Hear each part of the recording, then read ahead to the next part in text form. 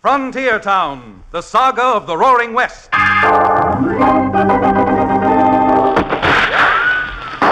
Frontier Town. El Paso, Cheyenne, Calgary, Tombstone. Frontier Town.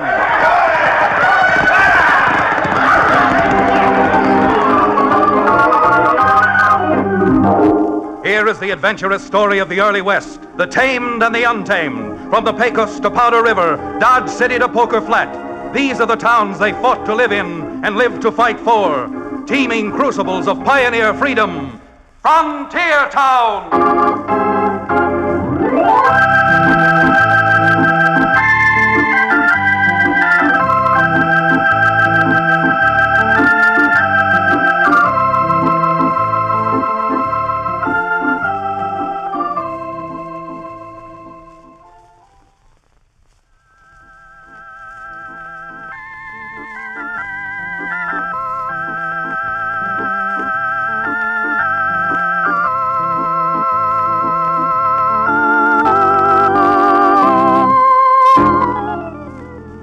Ever hear of a cow town called Dos Rios?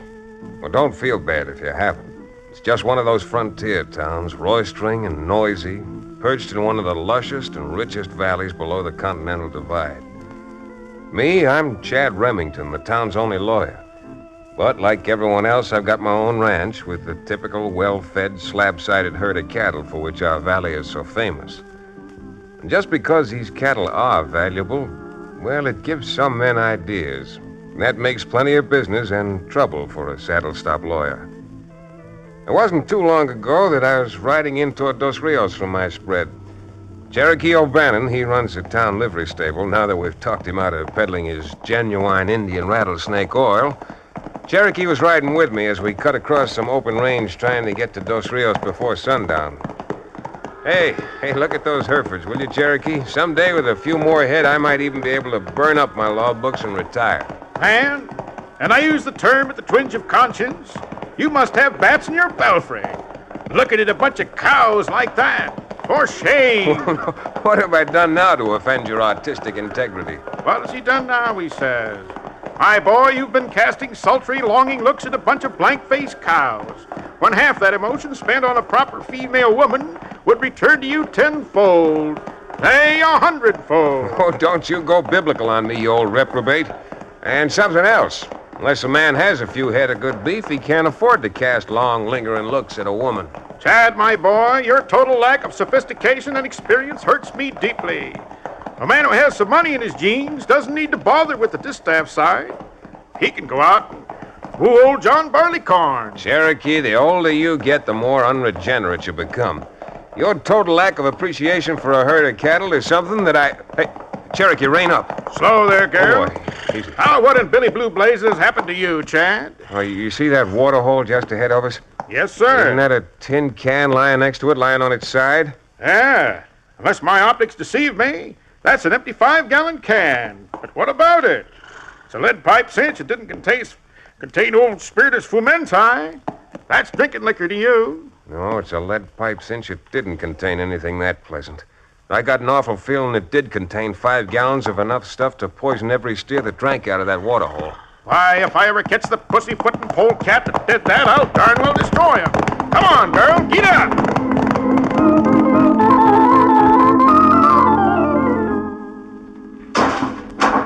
I'd like to get my hands on the buzzard who did this. Putting poison in a water hole. I must admit it's incomprehensible even to me.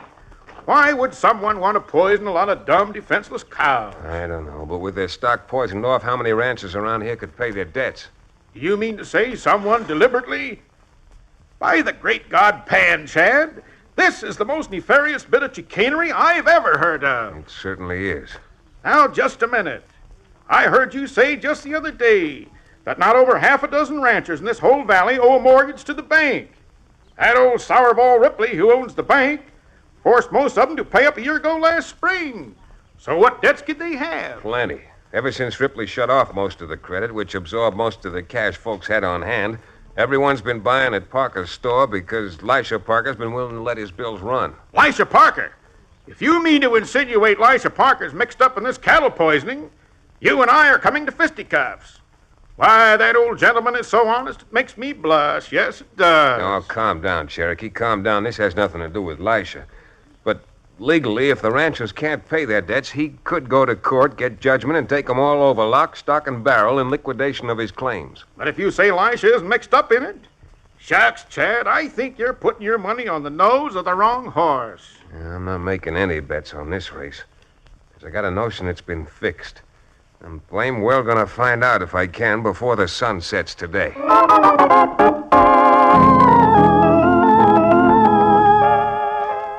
If I sounded like a boastful kid, well, that's just the way it turned out. Because after talking to Lisha and Sarah Parker, not only didn't I find anything before sundown, but I didn't find out anything for the best part of a week. Waterholes continued to be poisoned. Strangers drifted in and out of town. Even the sheriff couldn't find out a thing that'd help. And then, best I can piece it together, another stranger arrived in town. The stranger. The stranger who wasn't too strange to the handful of gunslicks who'd been hanging around town. They got together in the Silver Boot Saloon. Hey, bartender, let's have another bottle. Hi, Lefty. The boy said you were over here. Pull up a chair and rest your frame, Krug. If you got your work done. You must be tired. Bring another glass with that bottle. I got my work done all right. You know me, boss. Yeah, I sure do. That's why I shipped you up here ahead of me. Any trouble? Oh, shucks, no. Oh, there's been a Jasper in town snooping around. A lawyer named Chad Remington. But he ain't found out a thing, Lefty, believe me. He'd better not find out anything if he wants to go on practicing law. Because I'll get him just the way I'm gonna get Parker's store. Now, look, Lefty, you ain't ever been here in Dos Rios before. Me and the boys have been here for more than a week. And I'm telling you, that there Lisha Parker is a stubborn old goat. He'll never sell. No? Well, let's just suppose that Parker won't. Don't you think his widow will? Widow? That's what I said, widow. And if Parker is as crusty an old goat as you say he is, it shouldn't be too hard. Shouldn't be a... Lefty, I'm sorry, I just don't get you. Well, just like you said, Parker's got a nasty temper, hasn't he? Well, yeah. You're going over to that store and talk Parker into an argument. You understand? Poor Parker, with that temper of his, gets sore and grabs for his gun. That's all, mister. He grabs for his gun, only you outdraw him.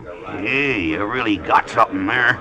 Don't let nobody tell me Lefty Slaughter ain't got brains. Yeah? Well, instead of wasting your time trying to butter me up, you better be getting over to Parker's store, because once he's out of the way, it's still going to take time before I'm the owner of all the choicest ranches in the Dos Rios Valley. Now go on. I'm getting so anxious, my tongue's hanging out.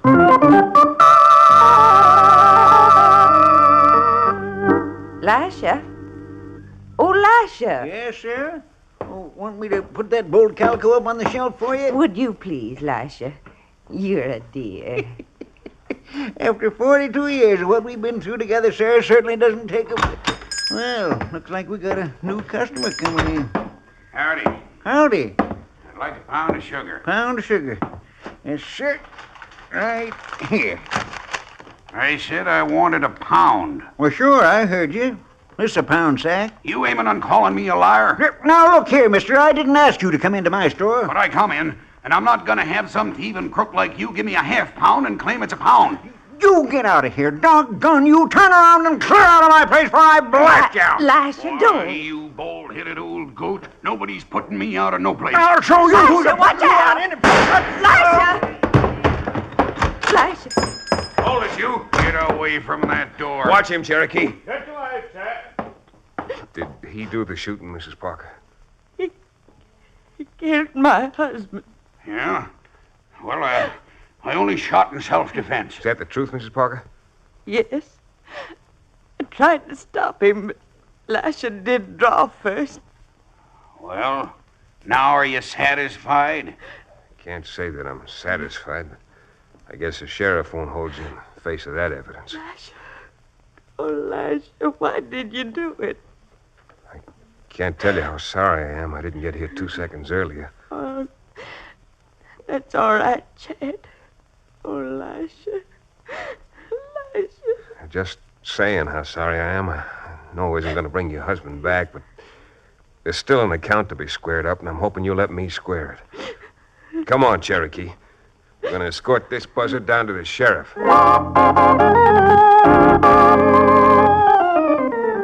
It was a foregone conclusion that the sheriff had released Krug, but not before we found out that he had something to do with the stranger who'd arrived in town, Lefty Slaughter.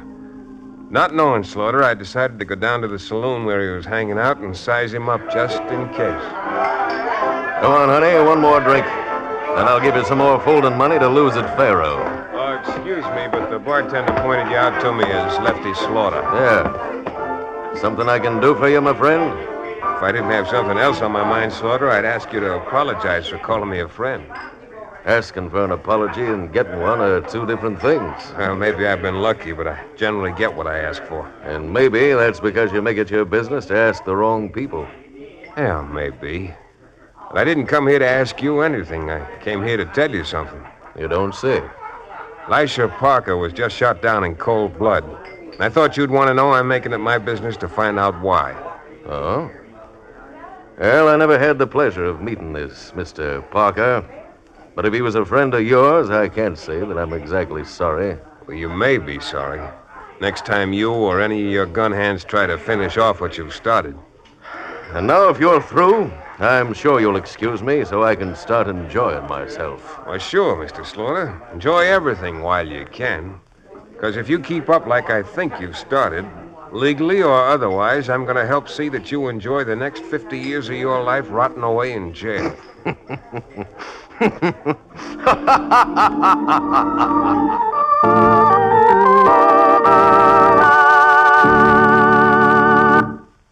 We'll return to the exciting second act of our frontier town adventure in just about 1 minute.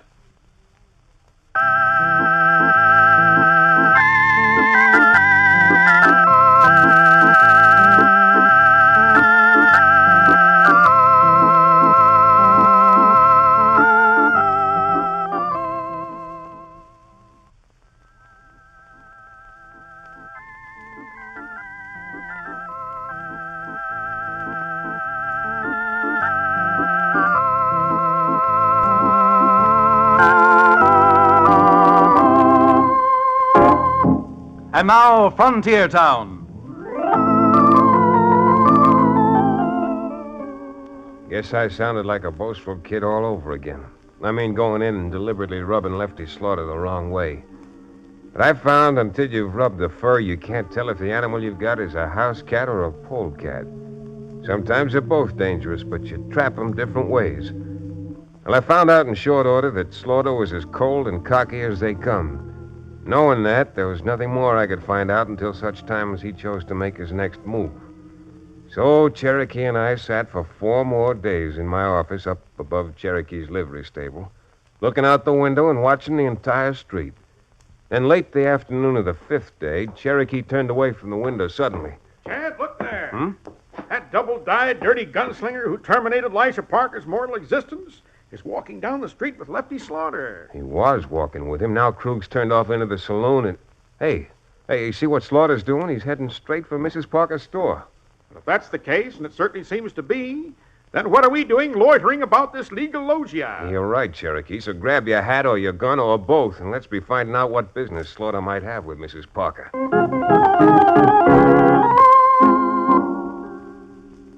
Some of the boys over at the hotel told me about the misfortune you had, Mrs. Parker. I mean about your husband. Well, certainly mighty kind of a stranger to come over and pay his sympathies. And believe me, sympathy is just what made me drop in today. You see, I got to thinking about how difficult it might be for a woman like you to try and run a store alone. Yes. I'm afraid it really takes a man's mind to run a business right. Oh, isn't that the truth? And since I came to Dos Rios looking for a business to go into myself, and with you now probably wanting to sell... Oh, I wasn't thinking of selling out, Mr. Slaughter. Well, I know this may sound kind of sudden, but I'm willing to pay you a fair price. All cash. Say, $2,000. $2,000? Why, we've got more than $20,000 just owing us on the books. Oh, sure. Books. And with their cattle dying off like flies, that 20,000 isn't worth the ink it took to write it. Well, I don't aim to argue with a woman, but I'm a fair man.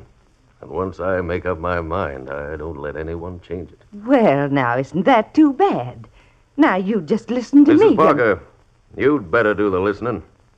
I've got 3,000 here in cash, so suppose you sit down and start writing out that bill of sale. Well, if I were a man, I'd take that shotgun off the wall. Afternoon, Mrs. Parker. Hello, Slaughter. What are you doing here? Butting in again? Nope. But since you're determined to stay in Dos Rios, I'm just being neighborly. And seeing as you want to spend your money, I thought I'd suggest to Mrs. Parker that she accommodate you. Accommodate him? Why, what do you mean, Chad? Well, since you haven't done much cash business this year, I thought maybe I could help Mr. Slaughter spend some of that cash he's got on him right here. Since he's so all-fired anxious to buy something. Chad, I don't want any of his money, not any of it. Now, who said it was his money? I'd hate to think where it came from. If you could think at all, you'd keep your nose out of this. What do you mean, think? If he could just smell, he'd keep his nose out of your business. Reeks to the high heaven. Why, you loudmouth. Chad, stop it. You'll wreck my whole store. Don't worry about your store, Mrs. Parker. You able to get up, Cherokee? Once I get some of these picks and shovels out of my hair. Slaughter, that was a mistake hitting Cherokee. Bad mistake for you. But at that, I guess you wouldn't have hit him if he hadn't been 20 years older than you are. Yeah? Who says so? I say so. I'm about your age. Why didn't you hit me? Oh, I'm not too gentlemanly to hit you. That's it, Chad. Beat the brains out of the blighter. Not much satisfaction to that, Cherokee. He won't hit back while I'm facing him. Well, if I had my way, I'd christen his thick skull with a few bottles of my Indian rattlesnake oil, applied with vigor. I'll see both of you again. I'm sure you will, but you're not leaving yet. Remember I was going to help you spend some of your hard-earned money here with Mrs. Parker? Cherokee, load some of those picks and shovels you knocked over into Mr. Slaughter's arms. My boy, you've got a most imaginative idea. Well, what does he want with picks and shovels, Chad? From what I've heard, he's fixing to dig his own grave. There you are. 3 picks, 4 shovels. Mm-hmm. Hold out your arms, you insulted human race. Gonna pay for this? Oh, no, wrong again, Slaughter. You're going to pay for this. 3 picks and 4 shovels will be, well, in round numbers, let's say $50. And Cherokee, since we always aim to help the customer, just peel one of those bills off Mr. Slaughter's bankroll. Just one? Just one. You're never going to live a life of ease like that, Chad. Now, let's see. You can carry a little more. Just about room for a bolt of that calico. And it's just the right color for Slaughter, too. Yellow. Yellow. It'll make a nice yellow shroud for that grave he's digging for himself. Yeah, with all the money he's got left, it's too bad we can't sell him a headstone. He's going to be needing that soon, I think. You're gonna be laughing on the other side of your face before I'm through with you. For the time being, you're through with me now. So, adios, Slaughter. And in consideration of your $100 purchase this morning, Mr. O'Bannon will be glad to open the door for you as you go out. Goodbye, thank you. And be sure not to come in again. Chad, I just can't thank you enough. Yeah, I'm afraid your thanks are a little premature. Why, what do you mean? Chad thinks he knows what that crook is up to. Seems to me Lefty Slaughter found out that almost every rancher in the valley owes you money. He's decided to cripple them, force you to sell out to him, and then take over what ranches he's wanted for the money they owe the store. How terrible. But why did you let him walk out of here? Why didn't you have him arrested? Yeah, because so far he's been too smart to involve himself. He has his hired gun thugs do his dirty work. Until we get them, Slaughter's still in the clear. Oh, I see. But isn't there anything you can do to stop them before they murder someone else like Lasha? What I'd like to do is create a situation which may force Slaughter into doing something he hadn't planned on. Some crime he hadn't figured in advance. And then catch him red-handed. I think we can, Mrs. Parker, if you'll give me your permission to call a meeting of all the ranchers who owe you money right here at your store.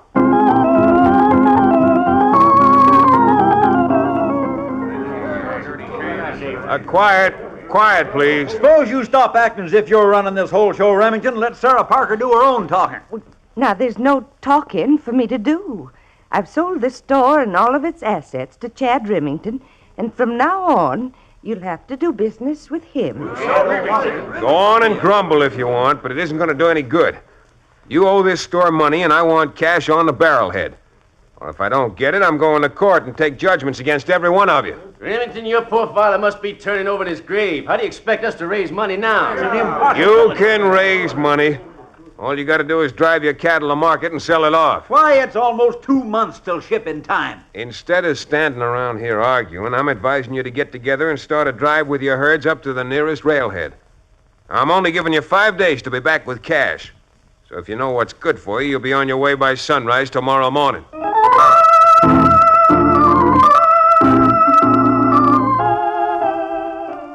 Are you loco, Krug? Remington buying out Mrs. Parker's store? Boss, I was there myself with the whole crowd, and he told them to get out and drive their cattle to market and be back with the money in 5 days, or else he was taking over every ranch in the valley. Well. There's nothing crookeder than a crooked lawyer. The funny part is, what he's doing is playing right into our hands. Playing into our... Sure, what happens? Those ranchers start driving their cattle to market. You and me and the rest of the boys are laying for them. We get the cattle. Remington don't get the money, and the ranches he takes over are worth nothing. Well, I'll be... That smart monkey is playing into our hands. What good are them ranches without cattle on them? No good. Krug, you go round up the boys. A thing like this calls for a real celebration. Lefty thought I was dumb, all right. The Dos Rios ranchers knew I was a crook. All I was sure of was I was taking a long, wild chance and hoping it would pay off.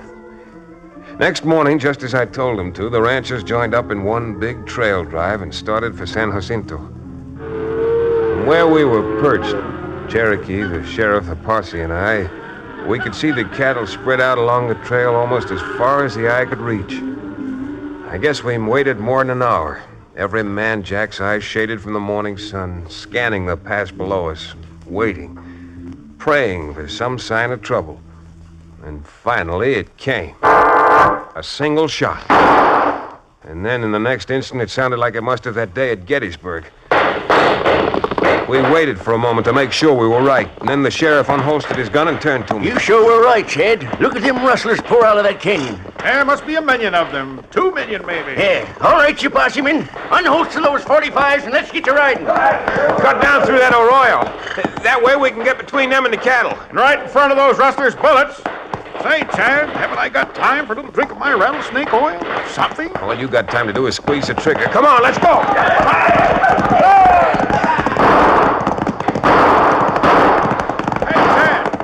Pussyfooting polecats is turning around and heading for the woods. It's that yellow-spined skunk, Slaughter. Hey, Sheriff, you keep after the rest of them. Slaughter's trying to sneak away. I'm going to get him. All right, Chad. All right, come on, men. And don't waste lead shooting over their heads. All right, get around there, fella. Slaughter's got a quarter of a mile head start.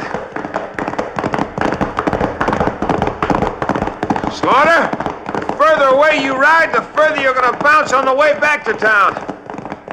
Now, I'm not warning you again. If I bulldog you off that horse of yours, you're apt to break your neck. All right. Here's your lead back with interest. Get up there, boy. Come on. Get alongside up. In there now where I can get my arm around that. Doggone you, Slaughter. Am I going to have to break your arm? Stop, Remington. Oh, let go. You got me. I quit. There. I quit. All right, then. Come on. Get up. Yeah, and start walking. It's a long trip back to Dos Rios and to jail.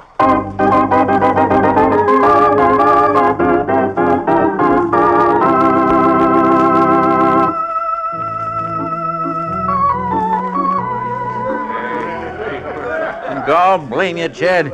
Here you had us thinking you were a bigger crook than Slaughter. And all the time you were doing it for our own good. Yes, sirree. Just like a father with an unreasonable kid. Yeah, spare the rod and spoil the child. That's Chad's motto.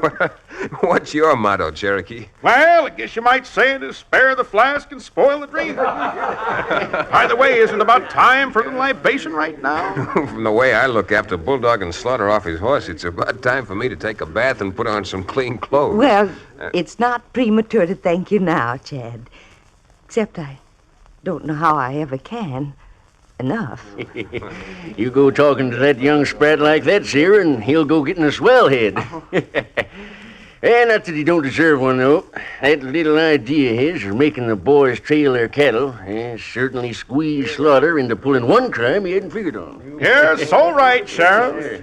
And in honor of my dear friend's talents, I suggest someone buy me a little shot of something good so I can propose a toast to it. Besides, my knees haven't stopped shaking yet. Well, my knee isn't shaking, Cherokee, and it's strong enough to turn you over it and beat a little genuine Indian tune on your tom-tom. Go, Chad! If you turned me over your knee, not only would you break my spirit, but you'd bust a flask full of the finest Cherokee Indian rattlesnake oil that ever whetted a man's whistle. I'm going home.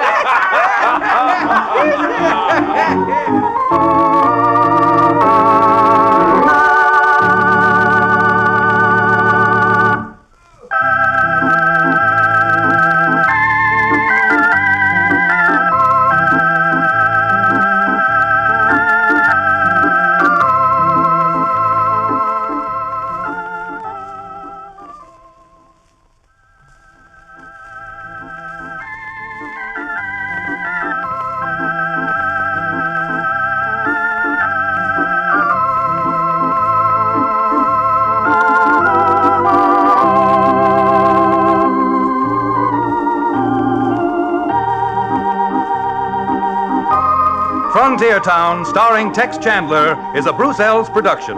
Supervision by Joel Murcott. Story and direction by Paul Franklin. Music written and played by Ivan Ditmars. Be sure to be with us again, same time next week, for another fine action-adventure story with your favorite young Western star, Tex Chandler. This is Bill Foreman telling you that Frontier Town came to you from Hollywood.